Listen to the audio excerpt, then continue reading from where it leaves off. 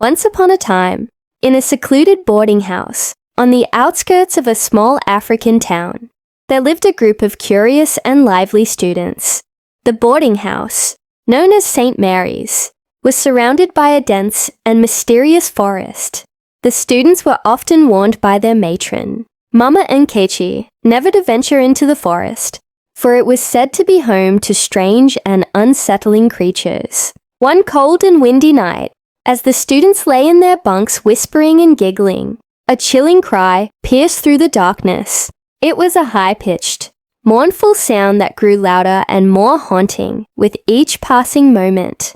The children froze, their whispers turning into nervous murmurs.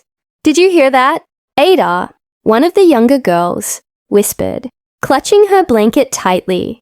"It's just an owl, Tunde," the boldest of the boys replied, though his voice wavered ever so slightly. The cry continued, filling the air with an eerie sadness. It was unlike anything they had ever heard. The students exchanged frightened glances until Mama Nkechi appeared, her stern face illuminated by the faint glow of a lantern. "You've heard the bush baby," she said gravely. "Do not go looking for it, and do not answer its cry. It is not what it seems." The students begged her to explain, but Mama Nkechi shook her head. "Some stories are best left untold," she muttered before leaving them to their restless sleep. The next day, the mysterious cry was the only topic of conversation. During their free time, Kemi, one of the older students, shared a tale she had heard from her grandmother's. "Bush babies are cursed spirits," she began, lowering her voice to a whisper. "They look like small children or animals with glowing eyes. They cry at night to lure you into the forest. If you follow them, they'll lead you to their lair and you'll never return." Tunde scoffed. "It's just a silly story, probably a monkey making noise." But Ada, her eyes wide with fear, asked, "Why do they cry?" "They're searching for something they lost," Kemi replied. "Some say it's their home, others say it's a tiny mat. But if you take anything that belongs to them, they'll haunt you forever." That evening, Tunde, determined to prove his bravery, announced to his friends, "I'm going into the forest tonight. Who's brave enough to come with me?" At first, no one spoke, but after much taunting, Ada, Chika, and Sola reluctantly agreed to join him. Armed with flashlights, they slipped out of the boarding house and ventured into the forest. The night was eerily quiet, except for the rustling of leaves underfoot. As they ventured deeper, the haunting cry echoed once more, sending shivers down their spines. "There!" Tunde whispered, pointing to a small creature crouched under a tree. It was no larger than a toddler, with a hunched back, glowing yellow eyes, and spindly limbs. "Is that it?" Ada asked, her voice trembling. "It's just an animal," Tunde said, stepping closer. But as he did, the creature let out a piercing scream.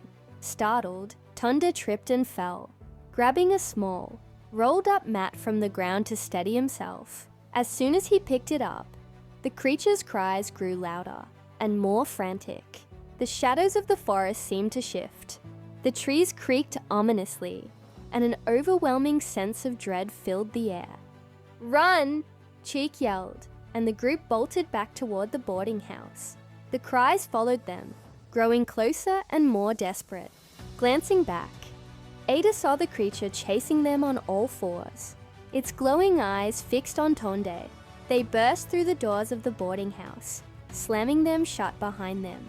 Mama Nkechi was waiting, her expression a mixture of fear and anger. "What have you done?" she demanded. Tunde held up the mat, his hands trembling. "I just picked this up. It was on the ground." Mama Nkechi's eyes widened. "You've taken what belongs to it. The bush baby will not stop until it gets it back." The cries outside grew louder, circling the boarding house. The students huddled together, terrified, as Mama Nkechi wrapped the mat in a cloth. "We must return this to its rightful place," she said. "But you must all stay here. I'll go alone." "No," Tunde said, guilt flashing in his eyes. "This is my fault. I'll go with you." Reluctantly, Mama Nkechi agreed, and together they ventured into the forest. The cries seemed to guide them. As Mama Nkechi placed the mat on the ground, the bush baby emerged from the shadows. It stood still, its glowing eyes locked on the mat. Slowly, it crept forward, picked up the mat, and disappeared into the darkness without a sound. The forest grew silent once more. Tunde and Mama Nkechi returned to the boarding house, where the students greeted them with relief.